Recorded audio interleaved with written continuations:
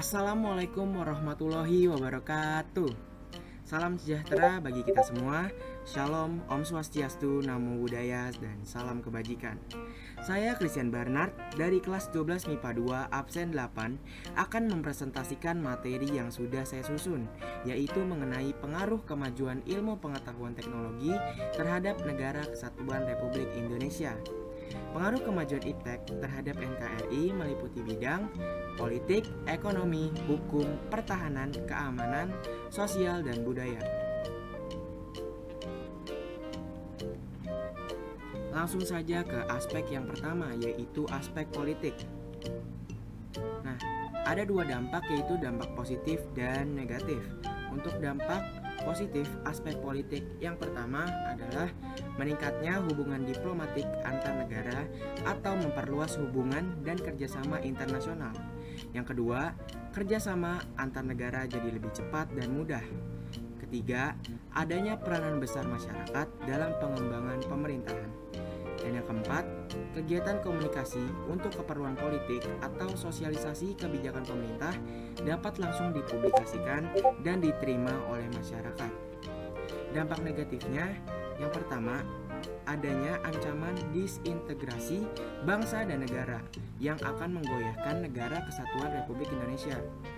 Kedua, semakin meningkatnya nilai-nilai politik individu, kelompok, oposisi, diktator mayoritas, atau tirani minoritas. Tiga, timbulnya fanatisme rasial, etnis, dan agama dalam forum dan organisasi. Empat, timbulnya unjuk rasa yang semakin berani karena bisa memakai akun anonim dan terkadang mengabaikan kepentingan umum di media sosial. Kelima, lunturnya nilai-nilai politik yang berdasarkan semangat kekeluargaan, musyawarah mufakat, dan gotong royong. Oke, selanjutnya ada aspek ekonomi. Nah, dampak positif aspek ekonomi yang pertama adalah produktivitas dunia industri semakin meningkat. Kemajuan teknologi akan meningkatnya kemampuan produktivitas dunia industri, baik dari aspek teknologi industri maupun pada aspek jenis produksi. Maka dari itu pertumbuhan ekonomi akan semakin tinggi.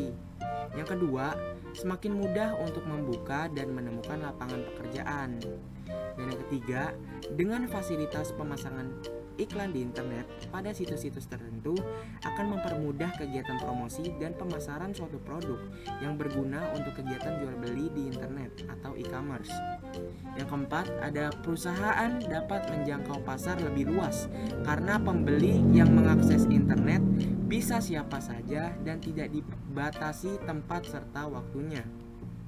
Dan dampak negatifnya yaitu ada semakin banyak pengangguran bagi calon tenaga kerja yang tidak mempunyai kualifikasi yang sesuai dengan yang dibutuhkan di dunia kerja. Kedua, sifat konsumtif sebagai akibat kompetisi yang ketat pada era globalisasi juga akan melahirkan generasi yang secara moral mengalami kemerosotan, konsumtif, boros, dan memiliki jalan pintas yang bermental instan. Ketiga, maraknya aksi penipuan dalam proses jual beli online yang dapat merugikan banyak orang. Nah, yang selanjutnya ada aspek hukum, pertahanan, dan keamanan. Nah, untuk dampaknya, untuk positif, yang pertama ada supremasi hukum, demokratisasi, dan tuntutan terhadap dilaksanakannya hak asasi manusia lebih kuat. Kedua, menguatnya regulasi hukum dan pembuatan peraturan perundang-undangan yang memihak dan bermanfaat untuk kepentingan rakyat yang banyak atau kepentingan rakyat banyak. Ketiga, semakin dituntutnya profesionalisme terhadap tugas-tugas penegak hukum seperti polisi, jaksa, dan hakim. Transparan dan dapat dipertanggungjawabkan. Keempat, meningkatnya supremasi sipil dengan mendudukkan tentara dan polisi sebatas penjaga keamanan, kedaulatan, dan ketertiban negara. Kelima, peningkatan akurasi dan keandalan teknologi persenjataan dengan rekayasa hardware dan software. Selain itu, teknologi penyampaian informasi sehingga dapat mempercepat pengambilan keputusan.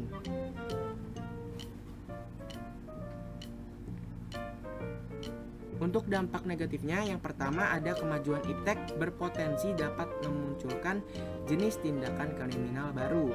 2. Penyalahgunaan satelit oleh para teroris seperti melacak kondisi tempat mereka akan melakukan kejahatan. 3. Semakin canggihnya teknologi, pelaku kejahatan dapat berkomunikasi dengan sesamanya maupun untuk mencari pengikut. 4. Munculnya perang informasi dengan memanfaatkan perkembangan teknologi karena sifat penggunaan sistem secara bersama. Lanjut ke aspek sosial.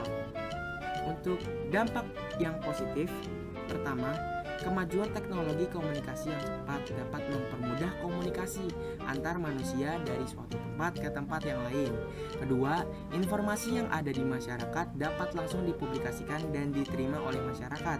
Ketiga, banyaknya hal yang viral dapat menimbulkan dampak positif bagi warga Indonesia. Seperti contohnya orang yang sedang berjualan, lalu tiba-tiba ada orang lain yang kasihan dan mempromosikan dagangannya, lalu dagangannya menjadi laris. Contoh lainnya, ada orang yang putus sekolah dan kisahnya menjadi viral di media sosial, lalu mendapat banyak bantuan dari warga Indonesia. Dan dampak negatifnya, yang pertama ada seseorang yang terus-menerus bergaul dengan komputer akan cenderung menjadi seseorang yang individualis. Kedua, dengan pesatnya teknologi informasi, baik internet maupun media lainnya, membuat peluang masuknya hal-hal yang berbau pornografi, porno aksi maupun kekerasan makin mudah. Ketiga, merosotnya moral di kalangan warga masyarakat, khususnya di kalangan remaja dan pelajar. Selanjutnya nih, aspek terakhir, yaitu aspek budaya. Dampak positif yang pertama adalah mempermudah seseorang mengakses informasi mengenai suatu kebudayaan. Kedua, mempermudah pendistribusian karya-karya anak bangsa seperti musik, film, dan tren pakaian, yang mana akan memperkuat identitas negara serta membuat negara semakin dikenal oleh dunia. Terus dampak negatifnya ada terjadinya akulturasi budaya yang selanjutnya berkembang menjadi budaya massa. Kedua, membuat sikap menutup diri dan berpikir sempit. Ketiga, lenyapnya identitas kultural nasional dan lokal yang membuat mudahnya terpengaruh oleh hal yang berbau barat. Oke. Selanjutnya, sikap kita dalam menghadapi perkembangan ilmu pengetahuan teknologi. Yang pertama ada bertanggung jawab. Bertanggung jawab atas apa yang kita lakukan. Karena di masa seperti sekarang ini, kita bisa melakukan banyak hal dengan mudah. Contohnya saja dalam berpendapat. Kini kalau kita berpendapat, banyak orang yang akan melihatnya dalam satu waktu. Maka dari itu, berhati-hatilah dalam menggunakan jempol kita sendiri. Yang selanjutnya itu ada selektif. Selektif berarti kita harus bisa memilah mana perkembangan yang dapat membawa ke dampak positif dan menyingkirkan dampak negatifnya. Lanjut yang ketiga, ada pintar. Pintar dalam artian kita tidak boleh kalah smart dari smartphone. Kita yang mengontrol HP kita, bukan sebaliknya. Oke. Lanjut ke kesimpulan. Perkembangan kemajuan ilmu pengetahuan teknologi bagi NKRI ternyata menimbulkan dampak positif dan negatif. Perkembangan kemajuan iptek itu meliputi bidang politik, ekonomi, hukum, pertahanan, keamanan, sosial, dan budaya. Dalam menghadapi perkembangan kemajuan iptek, kita harus memiliki 3 sikap berikut, yaitu bertanggung jawab, selektif, dan pintar. Kita tidak tahu perkembangan kemajuan iptek di masa depan akan seperti apa. Tetapi yang bisa kita pastikan sebagai generasi penerus ialah kita akan terus melakukan perubahan dan perbaikan terhadap perkembangan yang sudah ada. Terima kasih. Sampaikan kritik dan saran mengenai hasil presentasi yang sudah saya lakukan di kolom komentar ya teman-teman. Saya Christian Barnard pamit undur diri. Wassalamualaikum warahmatullahi wabarakatuh.